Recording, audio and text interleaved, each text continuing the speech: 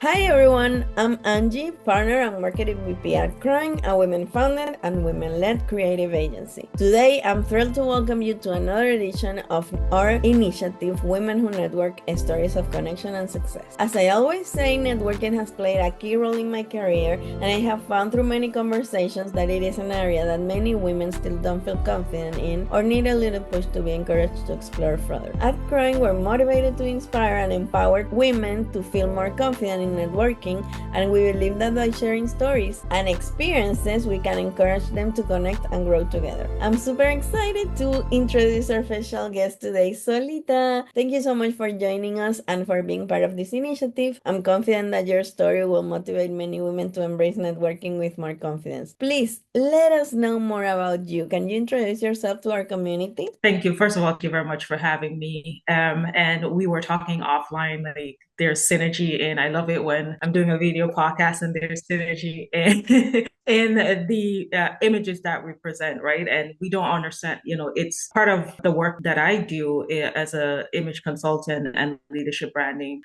consulting is that how do we position our image? It's not about the clothes, it's not about fashion, it's about how do we present ourselves in that space and in that moment to be able to have conversations and connections with people, right? If we were connecting for the very first time and showed up wearing the color blue, that automatically builds a connection. That automatically invites a level of curiosity to learn a little bit more. It automatically feels as though, oh, this is my person, this is my people, and we go about and having that conversation. So thank you very much for having me. I know I did answer some of your questions in terms of what I do. I'm an image consultant and personal leadership branding consultant for companies and individuals who are looking to use their image, right? Elevate their image and their leadership brand to really position themselves for influence within the companies and organizations that they're working in order to make a bigger impact, get those positions that they've been, dreaming about, they're thinking about, but haven't had the courage to really push themselves and put themselves out into the forefront to be seen. And so that's what I help companies do. That's what I help individuals do is really adopt that,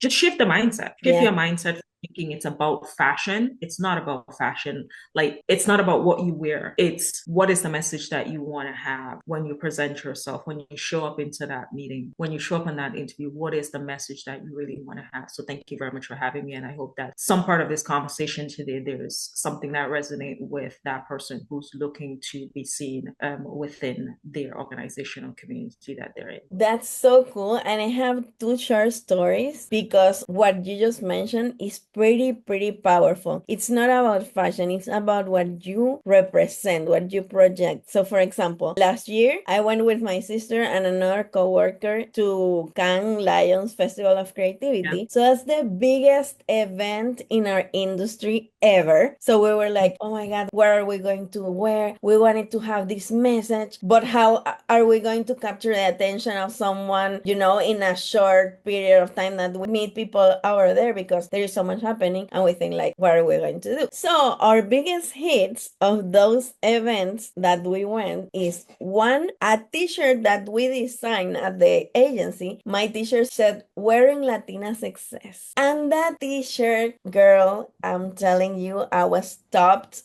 everywhere like, oh my God, that message is amazing and all of that. And I had so many contacts reaching out to me about this because it gave a message. It was beautiful, and as you said, it was not only fashion, it was a statement. And for my sister, she had this amazing artist called Calicho design her dress, and it is a white slip dress with a graffiti on it that had messages for the Latin community like family, culture, and all of that. And she was stopped by none other like the marketing team on Elf. And she was Wow. approached by them, and we were like, oh my God. And then we had the chance to do work together thanks to that encounter. So it's really about what you're saying. It's not about fashion, it's about what you want to project. So thank you so much for that. And let's start with the questions. How does personal style influence the first impression we make in networking networking situations. This is we can classify this as networking, right? We've met before online, but let's say, for instance, as I shared initially, this is our first time meeting. So our first time turning on the cameras is our first time connecting with each other. The fact that I am wearing colors, you're wearing colors, it takes away the pressure from Mm, having to go through that elevator pitch, mm, having to muscle the courage to introduce yourself to that person, right? There's so many networking events that I've gone to. Like, I'm a super introvert. I do not get energy from being in large crowds and being in conversation with a lot of people, which is kind of weird because I love training and workshop. I get a different sense when I'm teaching than when I'm trying to connect, right? It drains my energy when I have to connect. And so strategically, what I've done within my career and what I've taught my clients to do is to allow their personal style slash image to do that talking for them. When you walk into the room, I can guarantee if I walk into a room looking exactly the way I am right now, it's nothing special. It's just a blue button down shirt. I combed my hair, put on some makeup, put on some jewelry. But if I walk into that space right now, I can guarantee you as soon as I enter that space, someone is going to say, "Ooh, I love that blue on you." That's a connection slash conversation going to happen there now, because what happens, that person is not going to say, "Oh, I love that blue on you." And I'll be like, turn my head and just continue walking. Like, no, that now is like, "Oh, thank you very much." And, leads into more of a conversation where you're learning about that person and you're learning about each other. So personal style and your image is an important part of your marketing strategy, right? It's an important part of your leadership and career branding strategy, is inviting those conversations to allow you to now share your expertise with those persons in the room or whoever you're connecting with. And obviously, Yeah. I think the first step and the thing that makes people more uncomfortable is that first step of getting to say hi to someone that might be a stranger at the time. So I think Yeah. clothes, as you're saying, is like a gateway to not having to do that. So it's like, let's learn about it more. Let's not think that it is only related to fashion. It is related to our projection. And our projection is Yeah. important when you want to build connections, because it's not like probably people that you're going to meet at this event or online are not gonna know much about you, because you're trying to get these connections going. So it's really cool to send a message even without talking. So thank you so Yeah. much for giving that tip, because I think it's really important and it's part of what makes people really uncomfortable, that first connection. And I think clothes and fashion are really important pieces in order to get more comfortable when doing that. I think where I find like a lot of women hold themselves back from one, understanding how to leverage what's in their wardrobe, it's because of this narrative around fashion and women. It's like, oh, it's shallow, it's superficial if you pay attention to it, because it's the definition of it and the way that it's brought to them is clothing. It's just clothing. No, it's not just clothing, right? Like, you wore a t-shirt with a message on there. It was just a t-shirt until you put a message on there. So it's just a dress or just a pants or shirt until you put it on to connect with the message that you want. So we have to get away as women of thinking about the garments that we purchase as just clothing, but look at it as, how can I use this? This is my packaging. This is how I'm going to brand myself. How can I use this item that is authentic to me, that I want to wear, to brand myself in the spaces that I'm in? Oh my God, Solita, message is amazing. Because there is Yeah. so much social construction against, considering like vanity stuff, or if you wear makeup, if you wear this type of clothes, if you wear like, and it's all about us trying to reclaim what our image is, right? And there are two things that I want to add here. I remember my second interview for Women Who Network. It was with Kelly Monteverri from the City of Miami government. And one of her tips were, if you don't feel confident when going to an event, first understand why you feel that way, but also So wear this amazing outfit because you're definitely going to feel better. And it doesn't have to be like the huge brand or anything. It's your favorite outfit that you feel great in, that you feel like you can do it. And we all have that one. So it's pretty cool the way that you're expressing the thing, because I think it's important for people to understand that's key. That is key to your confidence and to the way you manage yourself at this event or in this working situation in general, right? And Yeah. what role does fashion play in building confidence when meeting new people? Again, it's going back to how do you want to feel, right? If you are nervous, you're doing, maybe it's a presentation that you're doing. You're not nervous because you don't feel confident in your ability. You're nervous because here's it, you may be speaking to an audience that you're trying to connect with, or you're meeting a mentor for the first time, someone that you really want to have them invest and pour into your career. And so the last thing that you want to do is show up looking disheveled, right? Show up looking like you couldn't care less about how you present yourself. And that's going back to the what you said previously. It's not about brands. It's about how do you present yourself, and that whatever you decide to wear, whatever feels authentic to you, and you wear that, it takes away the energy and the mental space that you sit with trying to figure out, am I enough? Am I not enough? Is this appropriate? Is this not appropriate? Because you're connecting your style, right? You're connecting how you want to show up, what you're wearing, to the message that you want to have. And that takes away some of the pressure of being nervous, some of the pressure of not feeling like, okay, am I going to say the right thing? Because you're not worried about your image, because you know that you have that down. The thing now that you have to focus on is making that connections. And so just on that spectrum of how does fashion really, or style, or your image, and I like to use the word image because that allows us to see beyond what is being sold in the stores. It's your image is, how can I make sure that I am confident in myself and my image so that I can have that connection? And that comes from reframing your thoughts and your mindset around how you present yourself, right? For us, so many times you hear women like, kind of like I was watching this interview with the CEO of Instacart, Fuji Soma, and the question was, how do you lean into your femininity? How do you, wear bold colors? How do you incorporate that in your leadership style? And I saw the comments. A lot of women were like, "Listen, here's what you have: the CEO of one of the Fortune 500 companies. We don't have a lot of women in this position, and that's the question that you want to ask." But ultimately, that's the question that we all heard. But the question was really, how did you do it by being yourself, right? And that's where confidence comes in, where you know yourself. And whenever you are getting dressed, you're dressing for that level of who you are. And that allows you to just, at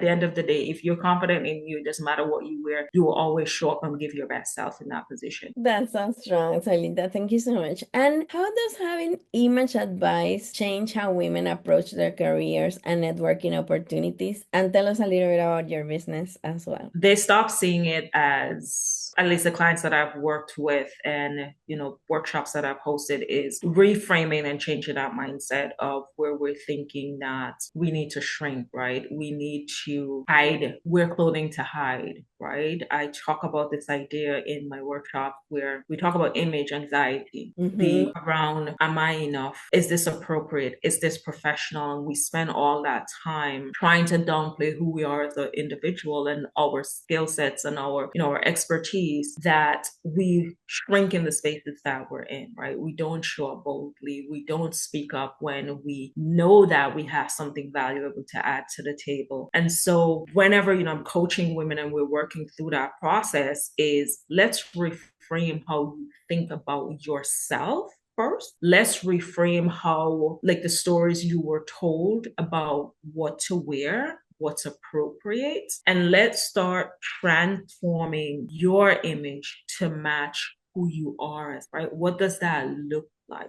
Again, you may be someone who wants to lean into your feminine side, but you work in a male-dominated industry, and we're told that to lead in this space, you have to mirror your male colleagues. But by doing that, no one is getting the full authentic you, right? You're not able to leverage your presence and your influence in a way that allows you to get your message out there. And so it's going back to this idea. Let's reframe it. Let's reframe it. Let's find a way internally to let go of those stories and really embrace who we are. Now, it's not easy because you're talking about years of conditioning, years of us being told to conform, that in one session, we don't just have one session and automatically, oh, yes, I'm free of it. It takes a lot of internal work. It takes a lot of time to map out exactly where are you not showing up as yourself? Why are you not showing up as yourself? And if you were to show up as yourself, how would that feel for you? Most of the times we think about, if I show up as myself, how would people perceive me? Yes, that's important, but the most important part is for you. Because if you're comfortable in you, the way that you show up, there are going to be people who are going to perceive you exactly the way that you wish for them to perceive you, as that confident, authentic person. And yes, there are going to be people on the other side who is like, you may not want to wear that, but that is just a fraction of the noise. That through my work, I'm like, don't pay attention to that, because that fraction is what's stopping you and what's affecting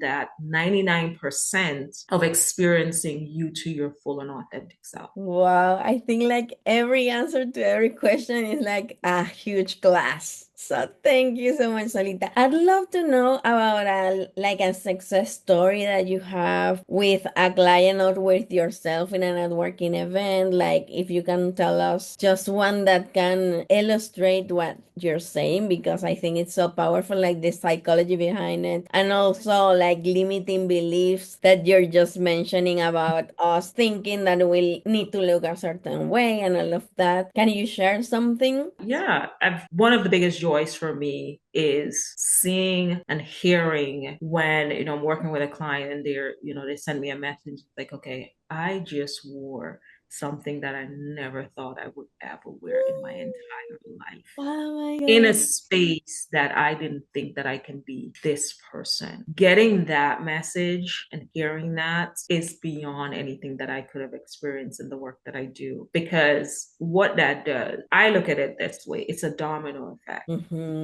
I am showing up as myself. I am defining my image and presence for me, and that allows me to create some influence and impact in the spaces that I'm in. When I'm working with that woman who is questioning her worth, questioning herself, who is hiding in clothing that doesn't allow her to take up space. She goes through that process of reframing, defining what it means for her to show up authentically, affirming herself, releasing those limiting beliefs, and really embracing herself. That then creates, and she shows up into a space with other women who are going through the same thing that she was going through. Because of the way that she's presenting herself, there's a woman in that room who's going, how did you do it? I want to do that. That creates now another domino, because that woman is going to go on her journey of self-discovery. She's going to go on her journey of removing those limiting beliefs and thinking that she needs to conform to the world's idea as to who she should be and how she should live. When she does that, she goes into another space with another woman who's experiencing the same thing. And so the domino effects just keep going. And for me, if for every interaction and every client that I've worked with, if they can then knock a domino down by giving another woman the power and confidence to be herself, we can change the narrative, right?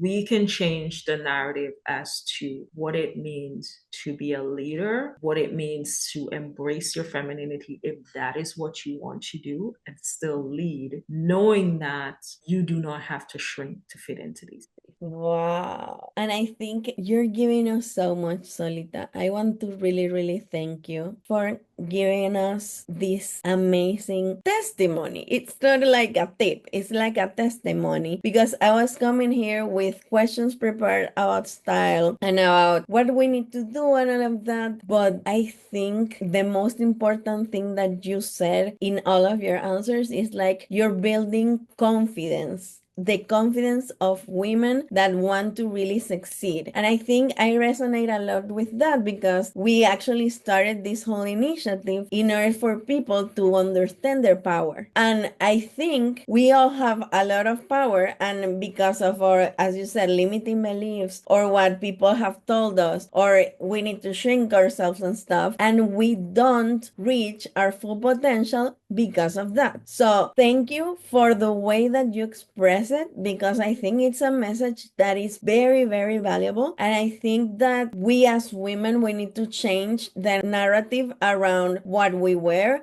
and around our personal style, branding, and image. And this would help us a lot to succeed in what is a male dominated world. Because for me, for example, I am an engineer. I studied engineering and I worked in the oil fields, and that was a male dominated world. Then when I came into marketing, I love both. When I came into marketing, for some reason, when I was an engineer, I thought that marketing could be a women dominated world, and obviously it's not. Yeah. So we started growing a women-led and women-founded creative agency. We have this initiative called Women Who Network because we know that we need more support, we need reference, we need people to tell us more about what we can do, because there are not a lot of people telling us what we can be doing. And we also have Women Who Brand for women that are in the creative space, like creative directors, of general marketing managers, because there are feminized and masculinized areas in what the creative industry is. So creative direction, for example, is so masculinized. There are like 99% is male. So it's pretty important what we're doing, because it's not only about founding your own company or understanding your personal journey or your personal brand. It's about building your confidence in order to take on a world that it's not as open to you as it should be. So you need to have the strength to open that world for yourself and do it. And I think there are a lot of women that have conquered a lot and that we already have people to look up to, but we need to make ourselves people to look up to, by ourselves, by our community, by,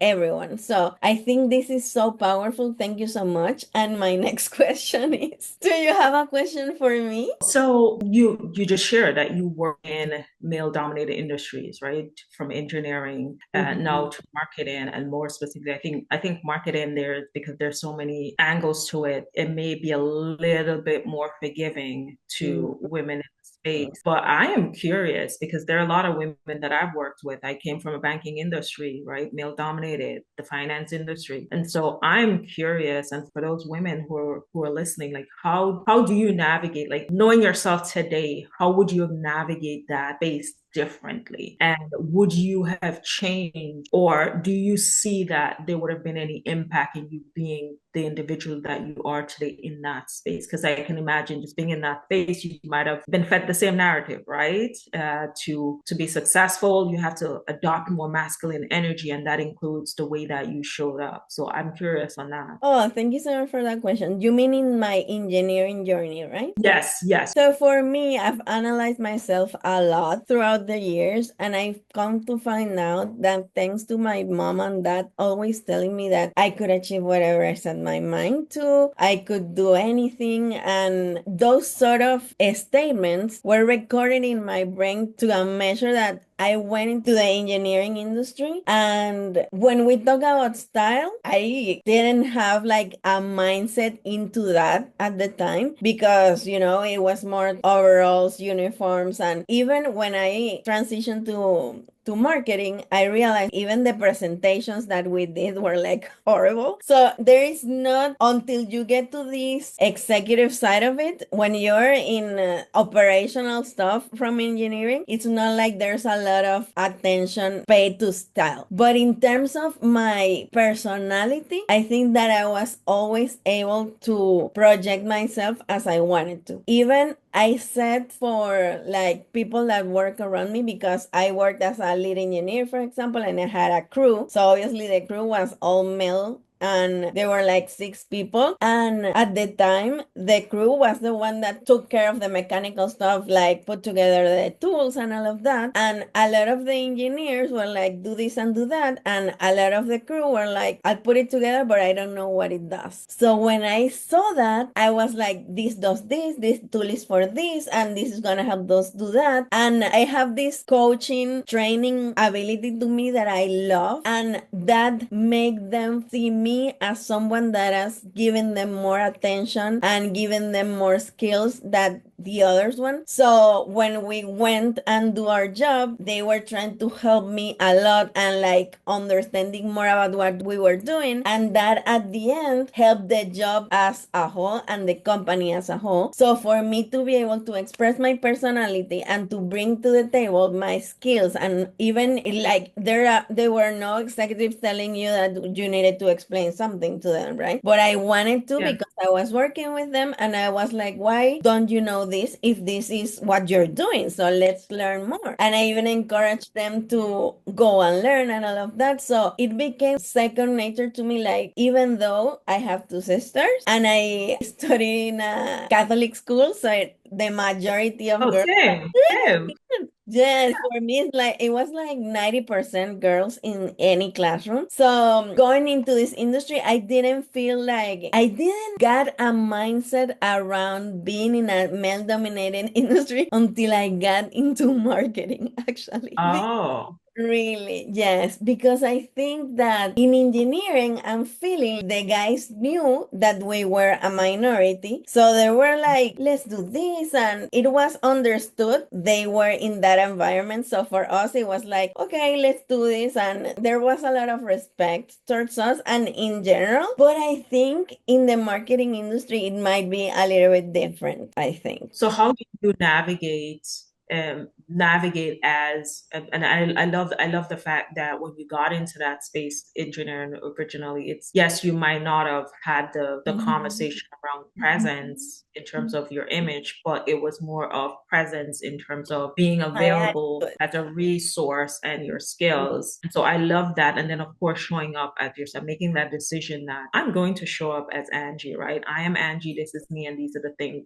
this is what makes me me. Now you're talking about being in the marketing industry where it's like you're recognizing more of the difference of, yeah, this is male dominated, this is how I'm being perceived. How are you navigating that difference? And do you find, I mean, we talk about image as a tool. Do you find that when you're in spaces that where there may not be persons that look like you, both female and both Latino, like how do you navigate that space as a woman when you are the only one? Well, baby, for me, from the beginning, it was do or die. It was like, Oh, I don't have any other option. I'm going to succeed. I'm going to mhm, do this because this is my destiny. I'm built for great stuff. And if mhm. I, even so, when I started working, it was online, right? So I was like with my sister, when I started at the company, we were 4 people and Oh, now we're wow. almost 50. So when I started at the company, I was like, what's your next goal? Because it was not like I had this specific set of tasks that I needed to accomplish. I was like finding my way in. So she told me, I want to work with bigger companies. So I researched about it and I studied about it. And I saw that we needed to be on LinkedIn because we could on LinkedIn understand which companies were there and which job positions we wanted to reach out to. So imagine if I didn't reach out to, for example, the marketing manager of Novartis, of Electrolux, of Reebok, Adidas, because I thought they were big and I was small. I didn't think I was small. I think I was as big as them. And my sister always laughs because even to this day, we have this huge pitch for a huge campaign. And I'm telling her, they'll be lucky to have us. Like they need us. And look at this that we did for them on this pitch. They'll be so lucky to have us. And if they don't choose us, they were looking for something else, and I even say like it's their loss and stuff. But I'm so confident on what we're bringing to the table, and I think that that is something that I appreciate in me, and I think it's thanks to my parents always telling me that I can do it. And I don't know, it's so exciting to have this "you can do it" attitude, because I see so many people that, even for example, in New York, I went to several pop-ups from different brands, like huge brands, and I talked to everyone, like from the marketing manager on the pop-up to the one serving juice.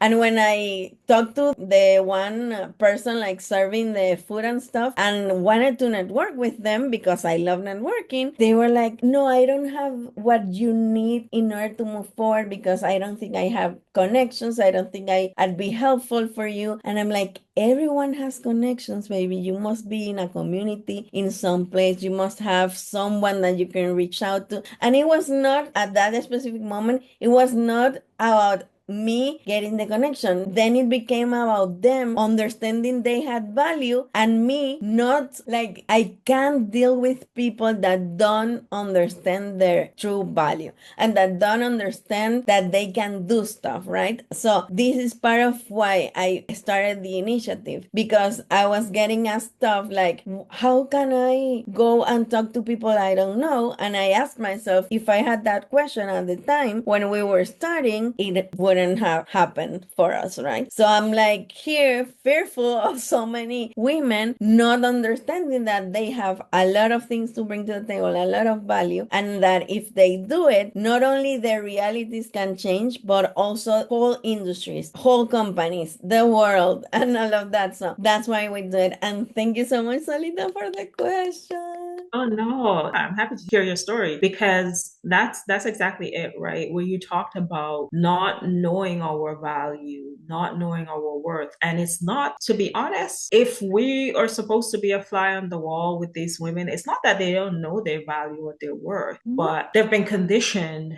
to believe that they're not valuable. They've been conditioned to say, oh, if you don't have this thing, then you are not worthy. If you don't look this way, or if you don't bring this to the table, that's what we've been conditioned to believe. And so that's why, I love the work that I do, because I get to help women reframe and release some of that conditioning, because most of it, without, we realize that we hold a lot of that conditioning in our closets, right? We hold a lot of that in our wardrobe. That mindset, every time we're getting dressed, is the belief that, oh, I am not worthy in being in this space, or I am not worthy of being seen. And so when you open your closet door, everything in the closet reflects that mindset of not being worthy of being seen. Because maybe the one time when you did decide to show up as yourself, someone who in their own limiting belief and space had something negative to say. And so that caused you now to retract, to retreat, and to hide. Whereas no, either way, somebody's going to say something about you. That's how I look at it. Someone is going to say something about you. So guess what? The least that I can do is make sure that when I show up in that space, I am comfortable and happy with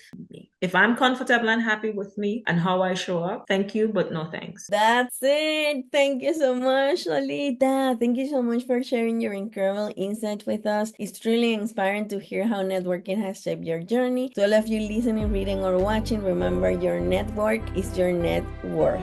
Stay tuned for more inspiring stories in our next edition of Women Who Network, Stories of Connection and Success. And if you want to be part or propose someone for this space, please email me to angie@crime.com. Until next time, keep networking and growing. Bye bye. Thank you, Solita. Thank you for having me.